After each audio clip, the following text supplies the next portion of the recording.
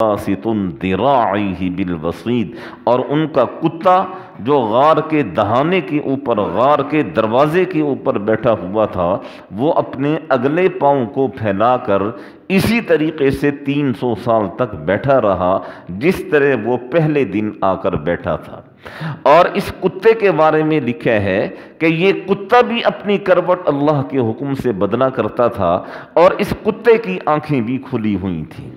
دیکھیں علماء کرام نے لکھا ہے کہ حضرت ابراہیم علیہ السلام کو اللہ جل شانہ نے جب حضرت اسماعیل علیہ السلام کو ذبح کرنے کا حکم دیا تو حضرت ابراہیم علیہ السلام نے چھری چلائی، اور چھری جب چلی تو وہ اسماعیل پر نہیں بلکہ جنت سے آئے ہوئے ایک دمبے اور بھیڑ پر وہ چھری چلی۔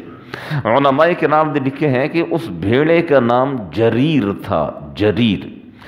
اسی طرح حضرت سلیمان علیہ السلام کا ایک واقعہ قرآن مجید میں ہے کہ آپ نے ہدہد کے بارے میں فرمایا وَتَفَقَّدَ الطَّيْرُ فَقَالَ مَا لِيَ لَا أَرَى الْهُدْهُدْ، کہ کیا وجہ ہے، ساری دنیا کے پرندے وہ میرے دربار میں موجود ہیں لیکن ہدہد مجھے نظر نہیں آ رہا۔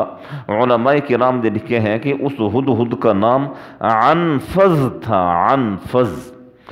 اور یہ جو کتا تھا اصحاب کہف کا، اس کا نام علماء کرام نے لکھے ہیں کہ اس کا نام قطمیر تھا، قطمیر۔ یہ ایک شکاری کتا تھا جو ان لوگوں نے یا ان کے ساتھ جو چرواہا آیا تھا انہوں نے اپنے مال مویشی ریوڑ کی حفاظت کے لیے پال کے رکھا ہوا تھا۔ جب اس کا مالک اصحاب کہف کے ساتھ مل کر غار کی طرف آیا تو مالک کے پیچھے پیچھے یہ کتا بھی چل پڑا۔ اور یہاں کتابوں میں بڑی بحث ہوئی ہے اس چیز کے اوپر کہ حدیث پاک میں تو یہ آتا ہے کہ جس گھر میں کتا ہو یا تصویر ہو وہاں رحمت کے فرشتے نہیں آتے، تو ان کی تو غار کے اندر کتا موجود تھا تو یہاں رحمت کے فرشتے کیسے آتے ہوں گے؟ تو اس کا جواب علماء کرام نے یہ دیا ہے کہ ممکن ہے یہ حکم صرف شریعت محمدیہ کے لیے ہو، اور یہ لوگ تو شریعت محمدیہ پر نہیں تھے، یہ لوگ تو شریعت عیسوی پر تھے، تو ممکن ہے ان کی شریعت میں کتا پالنے کی، کتا رکھنے کی ممانعت نہ ہو۔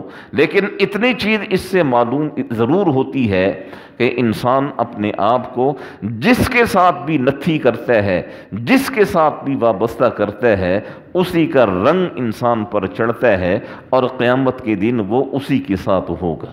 اور علماء کرام نے لکھے ہیں یہاں کہ آپ دیکھتے نہیں ہیں کہ دنیا جہان میں آدم علیہ السلام سے لے کر قیامت کی صبح تک جتنے بھی درندے پرندے اور چرند آئیں گے یا آئے ہیں یا پہلے گزر چکے ہیں، کوئی جانور، کوئی درندہ، کوئی پرندہ ایسا نہیں ہے جو جنت میں جائے گا سوائے اصحاب کہف کے کتے کے، کہ یہ کتا بھی ان کے ساتھ جنت میں جائے گا۔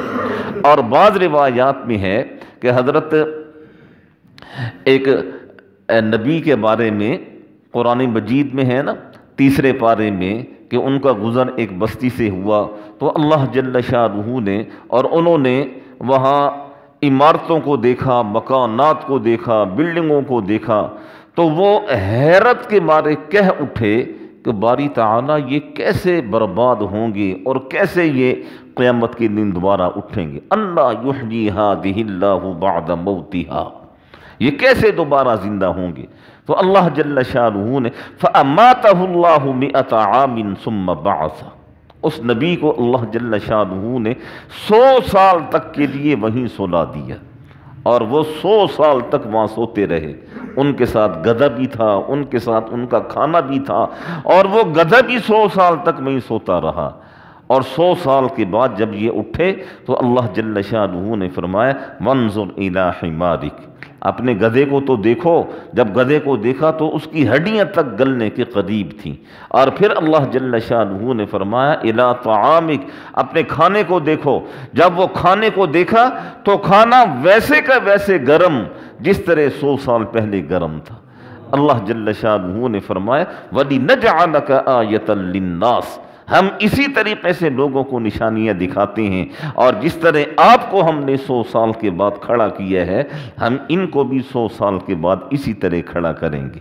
تو بعض روایات میں آتا ہے وہ جو نبی تھے حضرت میرے ذہن میں نام حضرت عزیر علیہ السلام، تو یہ ان کا جو گدھا تھا، یہ گدھا بھی ان کے ساتھ جنت میں جائے گا۔ ان دو جانوروں کے علاوہ اور کوئی جانور ایسا نہیں ہے جو جنت کے اندر جائے گا، ایک یہ اصحاب کہف کا کتا اور ایک حضرت عزیر علیہ السلام کا گدھا۔ اور یہاں علماء کرام نے لکھا ہے کہ دیکھیں نیک آدمیوں کی صحبت انسان کو کہاں سے کہاں پہنچا دیتی ہے۔ یہ اصحاب کہف کتا تھا، اس نے اصحاب کہف کی صحبت کو اختیار کیا۔ اسی چیز کے تو شیخ سعدی رحمہ اللہ نے کہا صحبت صالح ترا صالح کند، صحبت طالح ترا طالح کند۔ نیک آدمی کی صحبت تجھے نیک بنا دے گی، برے آدمی کی صحبت تجھے برا بنا دے گی۔ اس لیے علماء کرام فرماتے ہیں کہ نیک آدمی کی صحبت انسان کو اختیار کرنی چاہیے۔ حالانکہ کتے کو دیکھیں ایک پلید جانور ہے، ایک ناپاک جانور ہے، لیکن نیک لوگوں کی صحبت نے اسے کہاں سے کہاں تک پہنچا دیا۔ کوئی کتا جنت کے اندر نہیں جائے گا سوائے اس کتے کے جس نے نیک لوگوں کی صحبت کو اختیار کی۔